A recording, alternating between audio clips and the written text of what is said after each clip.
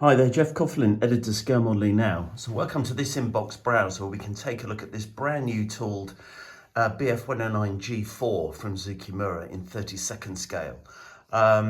Great box art, as you can see here, showing a JG-53 aircraft that was based in Africa. And this is number 25 in their Super Wing series, as you can see. This is hot off the press, the first one that I think, certainly I've seen, and I think I've seen anywhere. So very pleased to have some hands on this. So let's take a look at the sprues and just see what we've got. Well, first you've got some beautifully detailed and precise looking sprues, really fine engraved panel lining, as you can see here.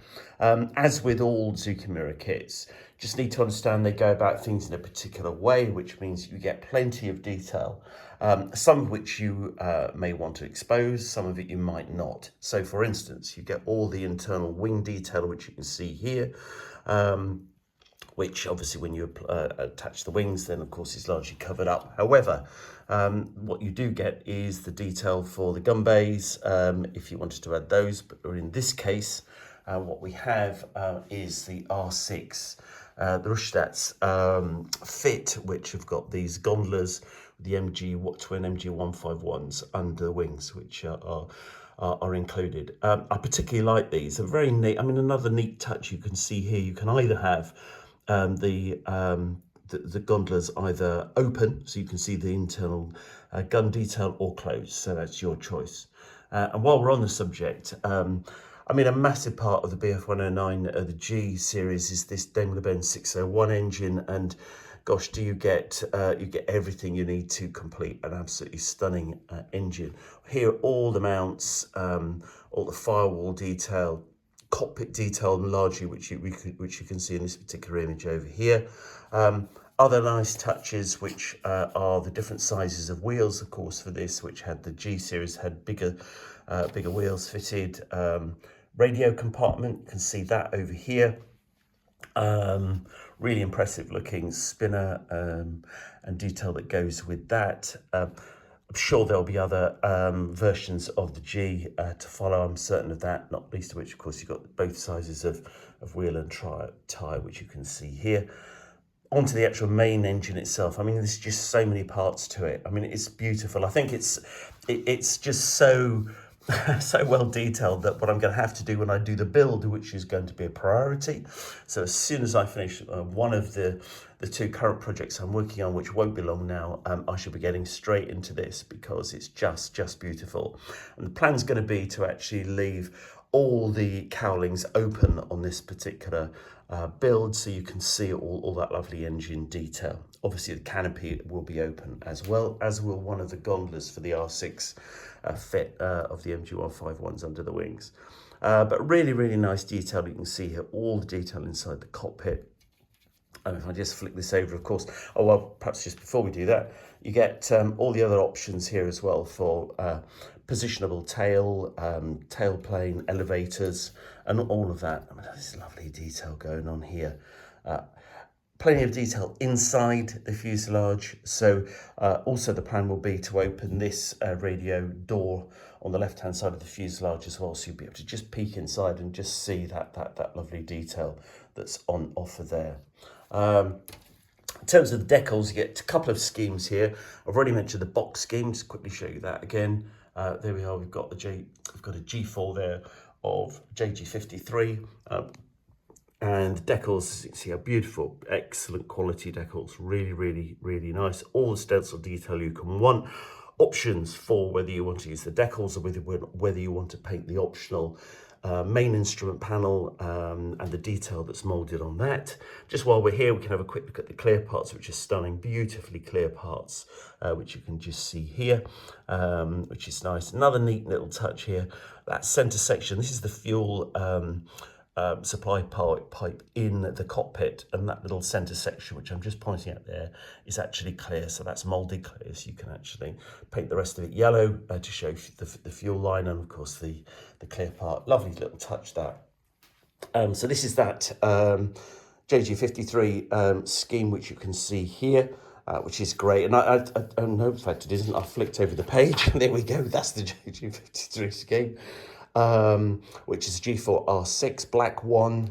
So I think that is going to be the subject of the build, but can I build one? So I think that's going to be mine. I just love the look of that. Great opportunities for a bit of fading there, a bit of weathering, which is going to be exciting to include.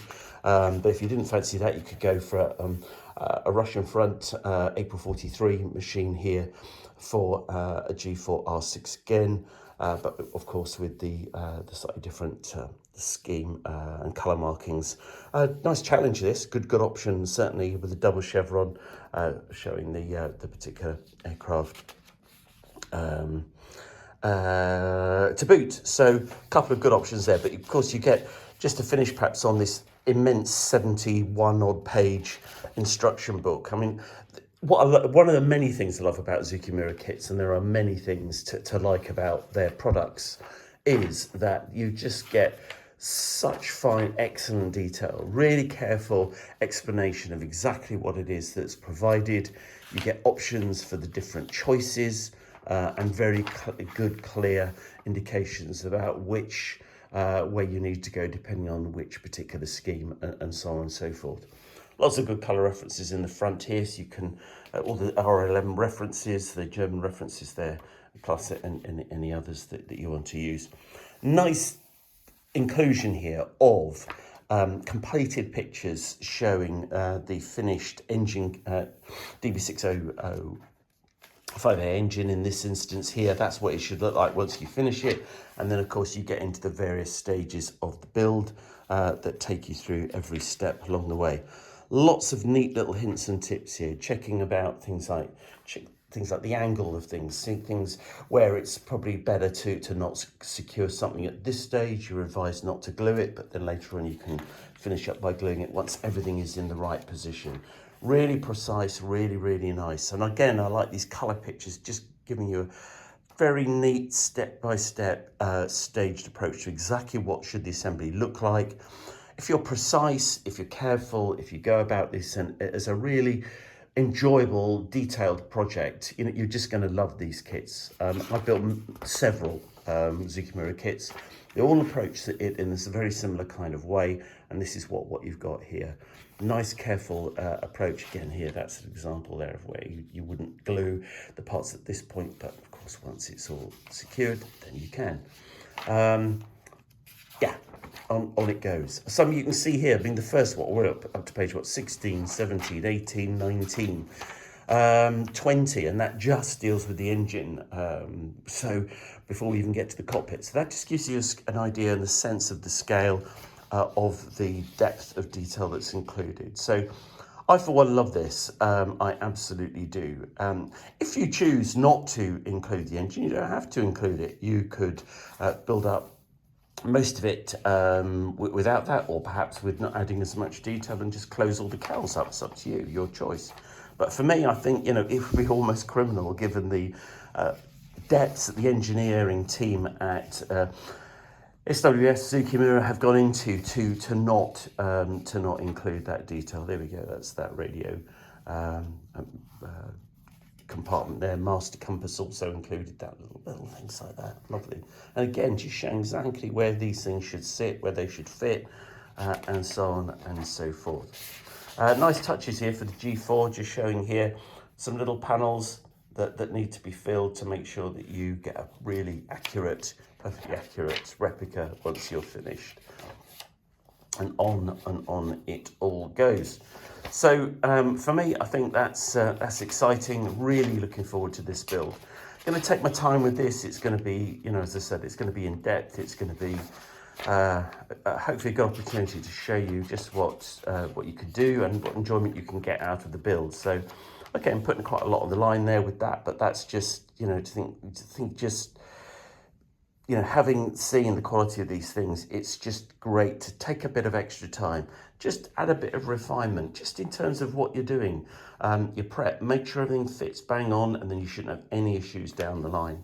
Nice little touch, this sand filter there for the engine, for the JG 53 scheme that we're going to be doing here, the sound filter for that scheme, or not if you're doing the other one, so on and so forth.